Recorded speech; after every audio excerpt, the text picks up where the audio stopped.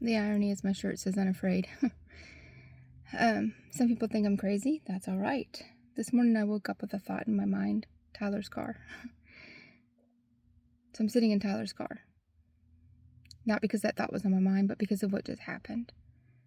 I didn't think much more about it when it popped in my mind. I just kind of dismissed it. Didn't understand what the importance of Tyler's car was because it's been sitting in my backyard for over 3 years now because along a lot of issues. But anyways, Tyler's not here anymore, so he's not driving it.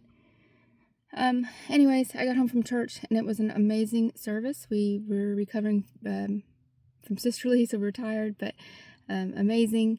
And went out to lunch and was talking to some of the guys from church, my husband and his friend, about a brotherly, not calling it brother, but something for the men.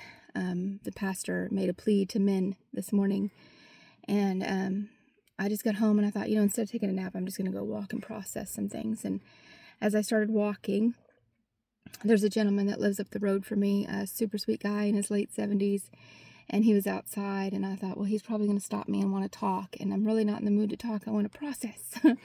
Of course, then I'm remembering all the stuff I learned at Sisterly about how it's not always about me, yada, yada, yada, and so I stopped, and he said, hey, how are you doing, da, da, da, and then he says, how's your car? And I thought he was talking about my car because I recently had a flat tire, and so I was explaining to him, dry rotted, whatever, and he says, no. He said, how's your boy's car? What's going on with that? And I said, Tyler's car? And he said, yeah.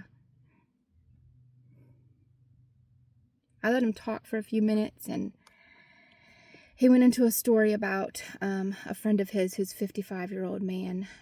He said he's young, he's 55 because this guy's in his older 70s. And he said he just had a 5 bypass heart surgery, and his doctor told him that his soul is killing him.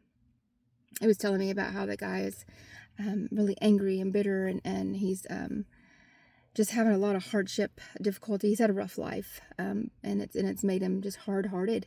And he said the doctor basically told him that if he doesn't get his soul fixed, he's going to kill himself because he's destroying his heart physically because of the heart issues. He said he tried to talk to him about God and about going to church, and that he was really resistant to it, and tears just began welling up in my eyes. Just all of it. I mean, all of a sudden I realized this was a divine appointment. I woke up this morning thinking about Tyler's car for no reason whatsoever, just the words Tyler's car. I'm talking to a gentleman who wants to talk about Tyler's car. Why?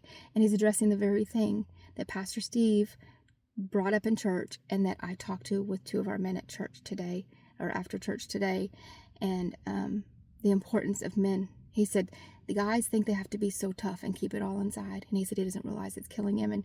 And so I'm probably going to title this Tyler's car, but guys, I don't know. Just please pray. Please pray.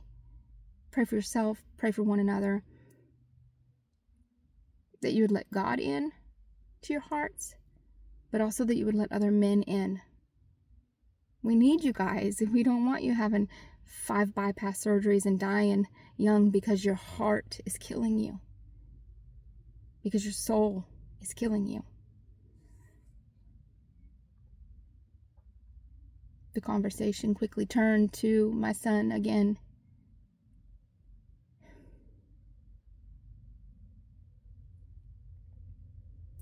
And the 78-year-old man grabbed me and he hugged me and he cried and he said, I love you guys and I pray for you all the time. That never should happen to your boy, and I want you to know it. I don't know what Jesus is doing, but gosh, something's in the air and something's got to change. And so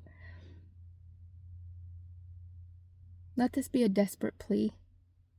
If you've made it this far into this video, especially if you're a man, because I don't usually minister to men, my call is for girls, it's for sisters, and it's for kids. But maybe, men, you need to know from a girl's perspective, we need you guys. We need you guys. We need you to be men in a biblical way. Not tough and hard and not let anybody in, but be like David, be like Jesus, and the other men depicted in the Gospels that love well and lead well and are willing to be vulnerable,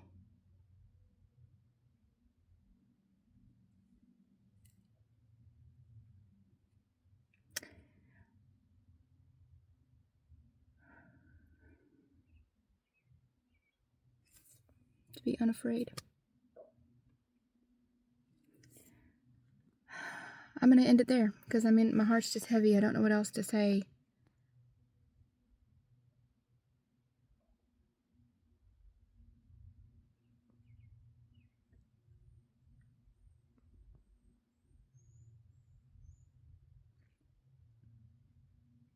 We need you.